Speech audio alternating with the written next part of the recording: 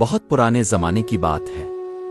ہندوستان کے ایک بڑے شہر میں ایک مشہور سوداگر رہتا تھا جس کا نام عاقل تھا۔ اس کی پہچان نہ صرف اس کی دولت اور کامیاب تجارت تھی بلکہ اس کا سب سے بڑا سرمایہ اس کی ایمانداری اور نیک دلی تھی۔ عاقل کی جوانی محنت اور مشکلات میں گزری تھی۔ اس نے دن رات مزدوری کی، چھوٹے چھوٹے کاروبار کیے، پھر آہستہ آہستہ اس کی محنت رنگ لائی۔ لوگ اس پر بھروسہ کرنے لگے اور اس کی تجارت بڑھتی گئی، لیکن دولت آ جانے کے باوجود اس نے غرور کو کبھی قریب نہ آنے دیا۔ وہ ہمیشہ کہتا تھا، مال و دولت انسان کے لیے امتحان ہے، اگر وہ اسے دوسروں کی بھلائی کے لیے استعمال کرے تو نعمت ہے، ورنہ مصیبت۔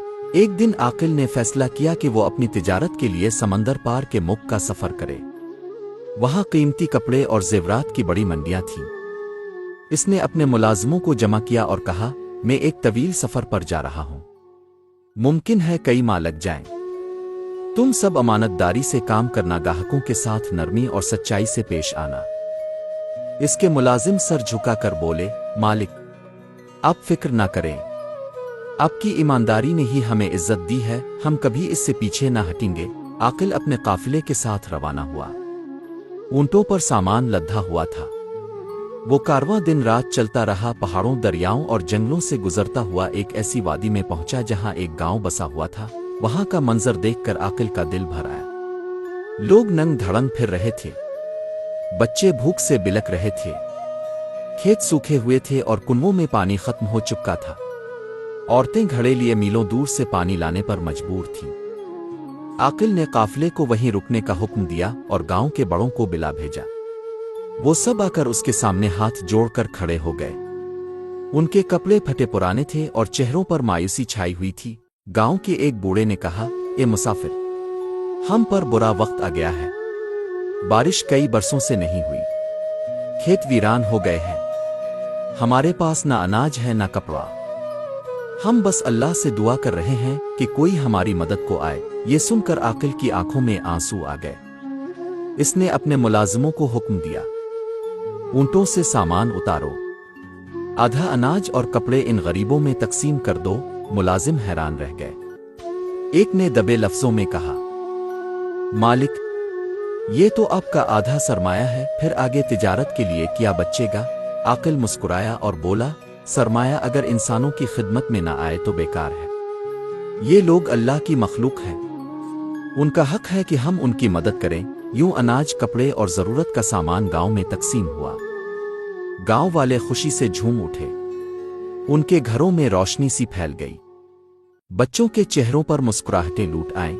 جب سب لوگ سامان لے کر خوشی خوشی اپنے گھروں کو چلے گئے تو ایک بوڑھا بزرگ عاقل کے پاس آیا۔ اس کی لمبی سفید داڑھی تھی اور چہرے پر نورانی تاثر۔ اس نے عاقل کا ہاتھ پکڑا اور کہا، اے نیک دل انسان، تم نے آج وہ کیا ہے جو بڑے بڑے بادشاہ بھی نہیں کرتے، تم نے اللہ کی مخلوق کو بچایا ہے۔ میں تمہیں ایک تحفہ دینا چاہتا ہوں۔ یہ کہہ کر بوڑھے نے اپنی جیب سے ایک چھوٹا سا لکڑی کا ڈبہ نکالا۔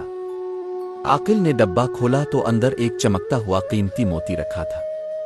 وہ موتی سورج کی روشنی میں ایسے دمک رہا تھا جیسے ستارہ زمین پر اتر آیا ہو۔ بزرگ نے کہا، یہ موتی عام نہیں ہے، اس میں برکت اور خوش بختی ہے، لیکن یاد رکھو، یہ موتی اسی کے پاس برکت لاتا ہے جو نیک نیتی سے اسے رکھے اور دوسروں کی بھلائی کرے۔ اگر کوئی اسے لالچ یا غرور کے لیے رکھے تو یہ اپنا اثر کھو دیتا ہے۔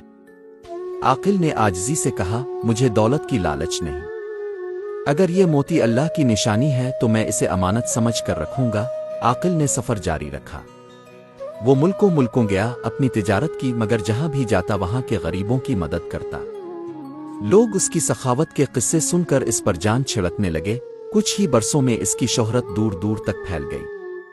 تاجر کہتے کہ یہ سب اس موتی کی برکت ہے، مگر عاقل ہمیشہ کہتا، اصل برکت دوسروں کی خدمت میں ہے، یہ موتی تو محض ایک علامت ہے۔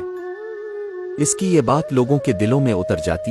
پانچواں حصہ، لالچی تاجر کی آزمائش۔ شہر میں ایک اور تاجر رہتا تھا جس کا نام حارث تھا۔ وہ عاقل کی کامیابی سے جلتا تھا۔